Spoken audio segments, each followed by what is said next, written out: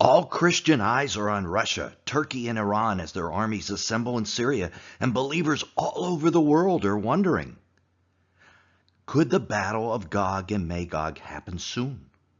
In this episode, we'll find out the soonest, the absolute soonest, that prophetic battle might happen.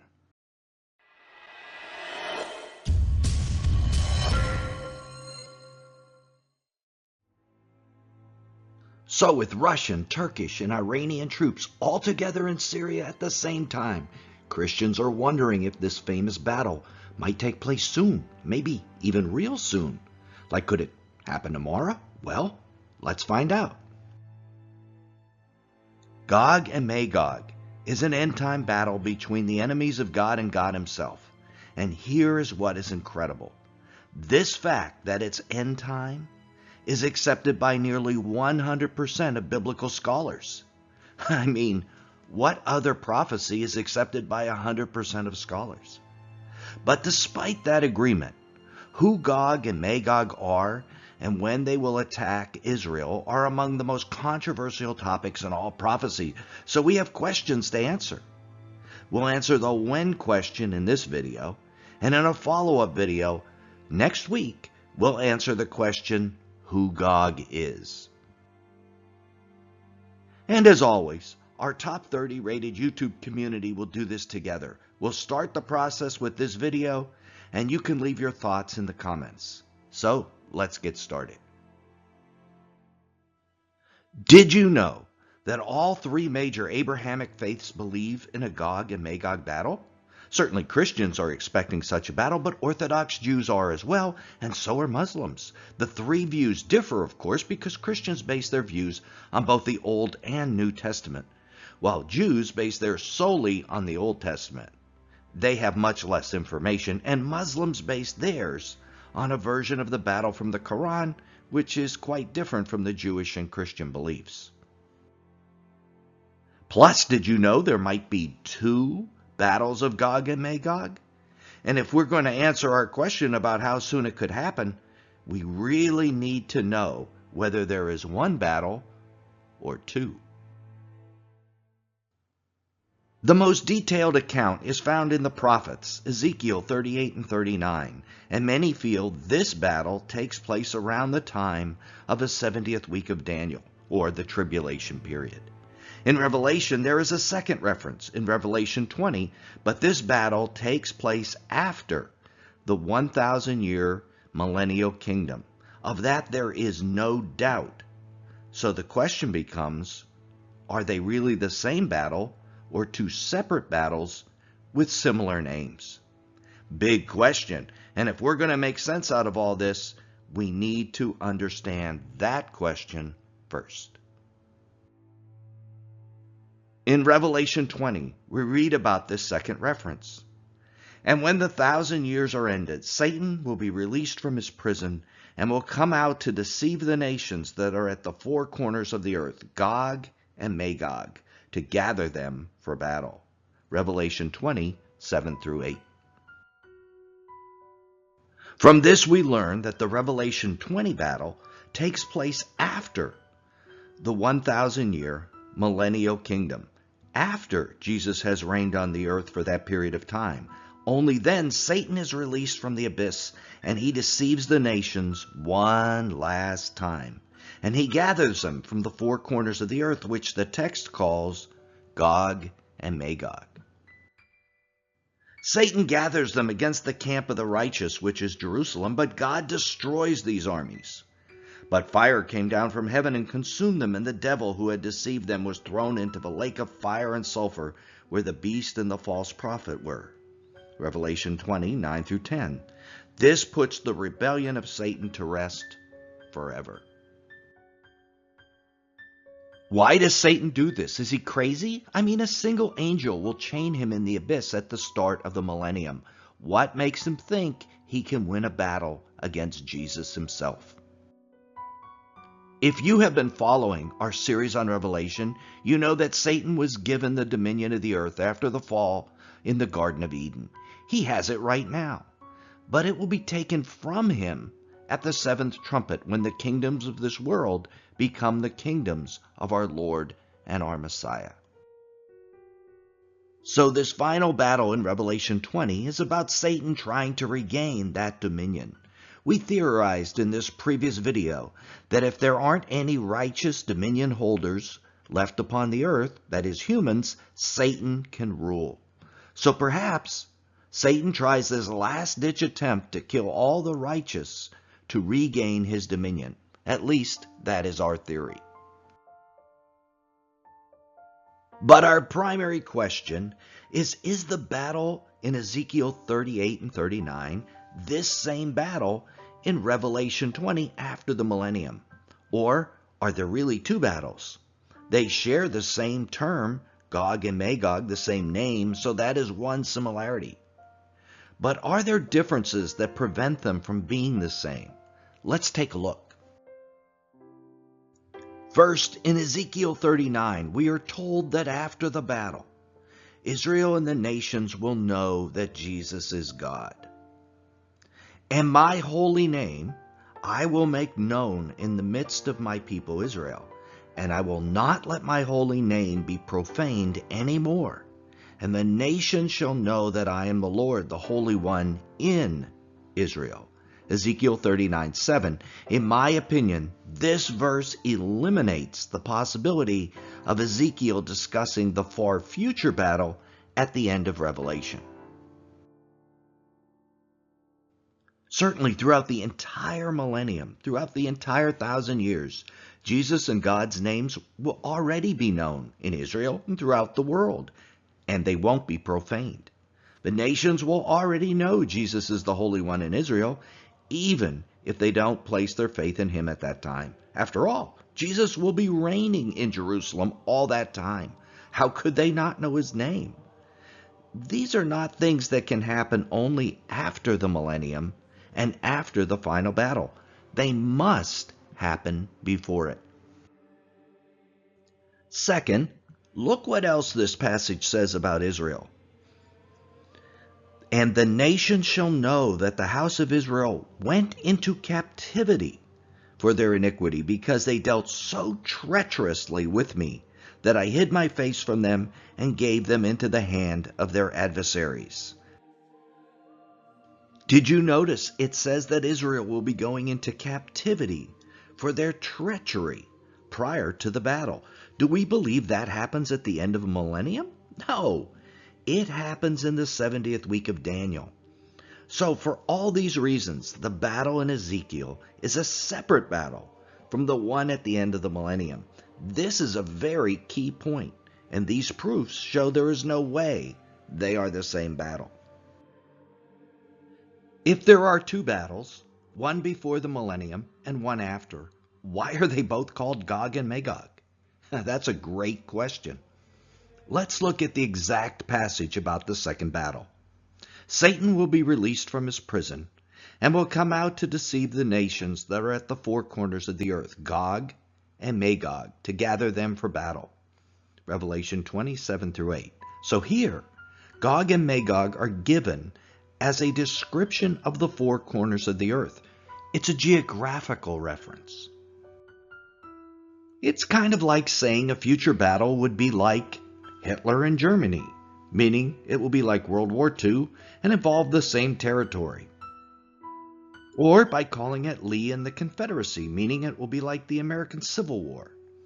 So the Revelation 20 reference is saying it will be like the battle in Ezekiel and will involve similar nations. But the two events are not the same battle. We have just settled a very important point, that the Gog and Magog battle in Ezekiel 38-39 is prior to the beginning of the Millennial Kingdom. In order to better understand it, however, we need to pinpoint it more exactly. Does it occur at the beginning of the 70th week, at the middle, or at the very end of it? When does it take place? This is a highly controversial discussion. The vast majority of scholars believe the battle is prior to the 70th week of Daniel. This popular view holds that the Islamic nations in Russia combine to attack Israel, but God defeats them supernaturally. Then, in the words of Dallas Theological Seminary's most prominent historical scholar, John Walvoord, with Russia and Islam out of the way, the head of the revived Roman Empire will be able to proclaim himself dictator of the whole world. So why is this such a wildly popular view? Walvoord gave us the reason. It's that this view gives prophecy teachers who favor a Roman or papal antichrist a means to eliminate the 1.5 billion Muslims from their end-time narrative. With Islam and the superpower Russia removed from the political scene, a European or American dictator could more easily rise to power. If not, what is one to do with 1/4 of the world's Islamic population?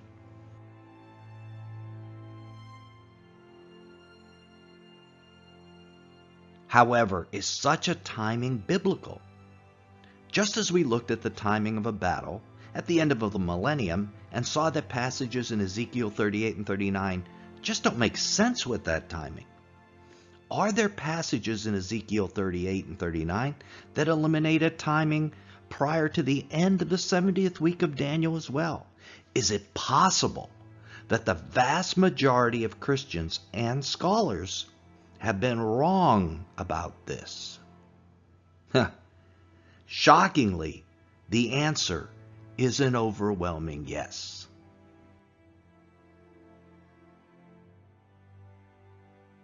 In his classic book, Mideast Beast, Bible teacher Joel Richardson has written about multiple reasons that the Battle of Gog and Magog has to occur at the end of the 70th week, that it actually is the Battle of Armageddon. We're going to look at a couple of these reasons. The first one is that after the battle, the name of the Lord will not be profaned anymore. We saw that before. And my holy name I will make known in the midst of my people Israel, and I will not let my holy name be profaned anymore. Ezekiel 39:7. It is impossible for a battle prior to the 70th week to end up with this result, because a defining element of the Antichrist is that he profanes the name of the Lord throughout his entire career. Let's state that again. The battle cannot take place and result in the name of the Lord not being profaned anymore, and then have the Antichrist profane it for 7 years. So by itself, this point eliminates the popular view that the Gog and Magog war precedes the 70th week, or even that the battle concludes at the midpoint. But let's look at some more reasons.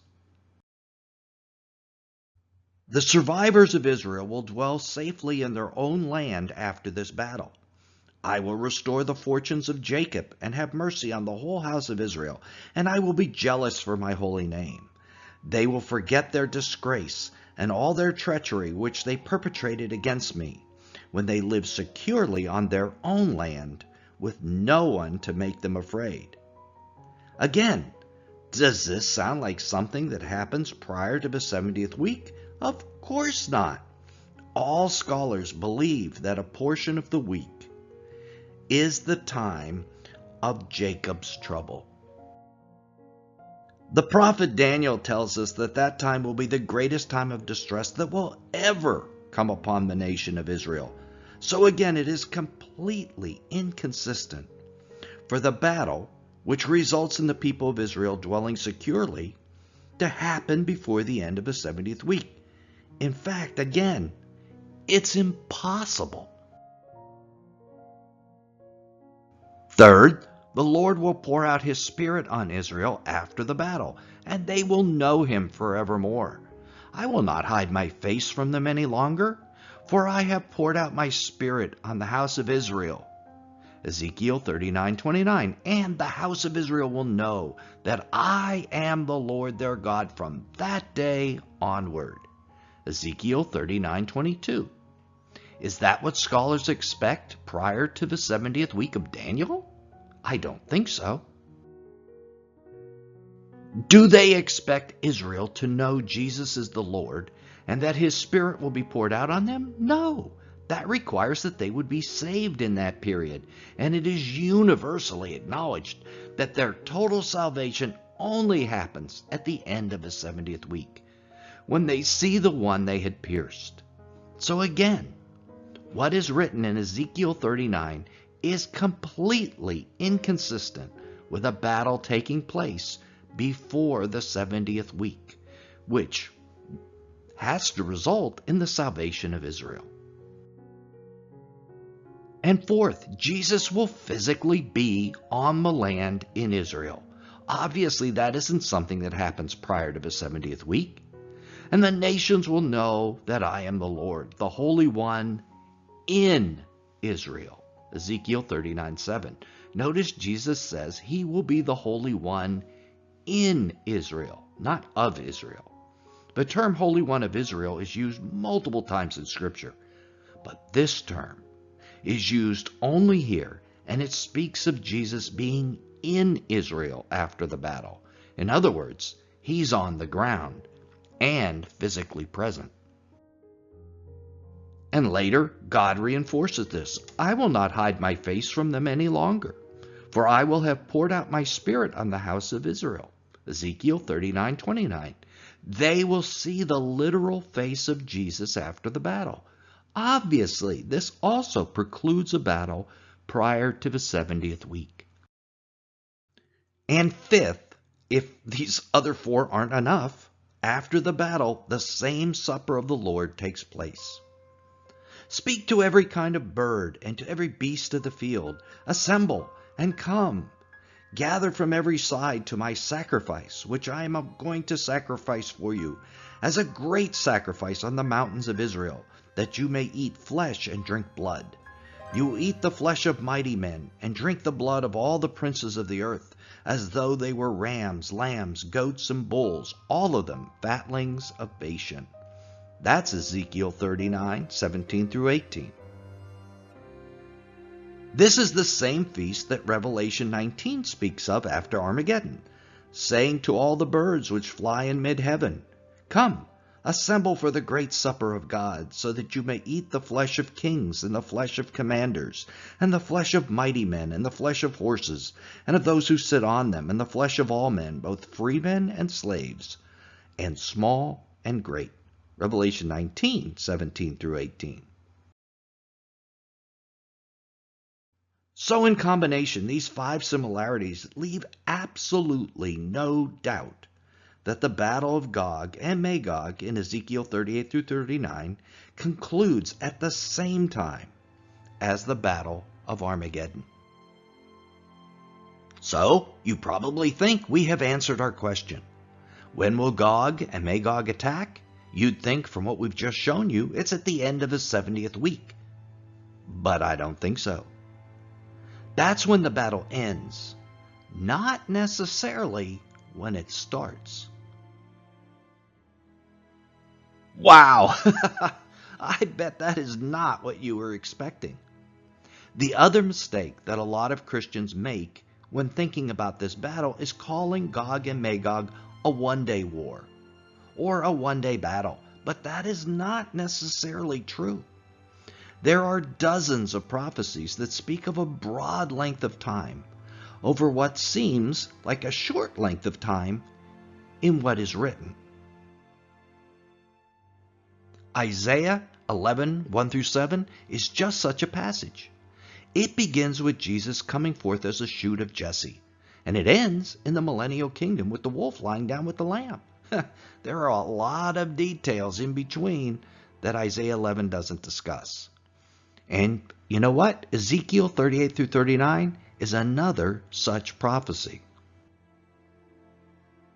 It begins with God drawing this character Gog from the north to invade Israel with a host of nations. And it ends with the battle of Armageddon as we've seen. But when is the invasion? We have several clues. First, we see that Israel is living peacefully at that time. In the latter years you will have come into the land that is restored from the sword. whose inhabitants have been gathered from many nations to the mountain of Israel, which has been a continual waste. But its people were brought out from the nations, and they are living securely, all of them. Ezekiel 38:8. So for everyone thinking this event could happen tomorrow, I'm sorry, but we have to guess again. Is Israel living at peace right now? All of them? No, of course not. They are surrounded on all sides and continually harassed by their enemies. Israel must be at peace for this invasion to happen. This requires the invasion happen before the midpoint of the 70th week of Daniel, because the entire second half is the time of Jacob's trouble and the Great Tribulation. Obviously not a time when Israel is at peace. So we've narrowed down the time of the invasion from after some sort of peace is declared in Israel. And we see that this must be before the midpoint of the tribulation period. And here is the shocker. The occupation of Israel must continue for the entire second half of that period, the tribulation period, all the way to Armageddon. This is not a one-day war, not by any stretch of the imagination. So the answer to our question is that the invasion becomes imminent, or it could happen immediately only after some sort of peace treaty is worked out with Israel. Only then can the invasion happen according to the Bible. So it could happen soon, but not all that soon. A peace treaty is what we all need to watch for. Additionally, not only does the invasion stretch out over at least 3.5-year period, but the battle itself takes longer than a single day as well. Let's look at what happens and compare this with the book of Revelation. The battle seems to begin with events that occur at the sixth seal. First, an earthquake. There will surely be a great earthquake in the land of Israel. The fish of the sea, the birds of the heavens, the beasts of the field, all the creeping things that creep on the earth, and all the men who are on the face of the earth will shake at my presence. The mountains will also be thrown down. The steep pathways will collapse, and every wall will fall to the ground. Ezekiel 38:19-20. This is the great earthquake that is also pictured in Revelation 6:14. Then we see blood, hail, fire, and brimstone fall on the armies of Gog. With pestilence and with blood I will enter into judgment with him, and I will rain on him and on his troops and on the many peoples who are with him, a torrential rain with hailstones, fire, and brimstone. Ezekiel 38:22. The blood, fire, and hail fall at the first trumpet. The first sounded, and there came hail and fire mixed with blood, and they were thrown to the earth, and 1/3 of the earth was burned up, and 1/3 of the trees were burned up, and all the green grass was burned up. Revelation 8:7. The fire and brimstone is the sixth trumpet, and out of their mouths proceed fire and smoke and brimstone. 1/3 of mankind was killed by these three plagues. Revelation 9:17-18. So these events, the trumpets, probably take place approximately a year before the final battle of Armageddon. All of Ezekiel 38-39 telescopes into a longer event than most have suspected. So now we know when, but we don't know who. Who is Gog? Trump, Erdogan, Putin, a demonic figure, or someone in the shadows who hasn't come on the world stage yet? And where in the world is Magog? In our next episode, we're going to answer all those questions. So if you want to keep watching, just click right here. If we haven't published it yet, another appropriate video will appear for a short time until that one is published. So until then, this is Nelson, and I'll see you there.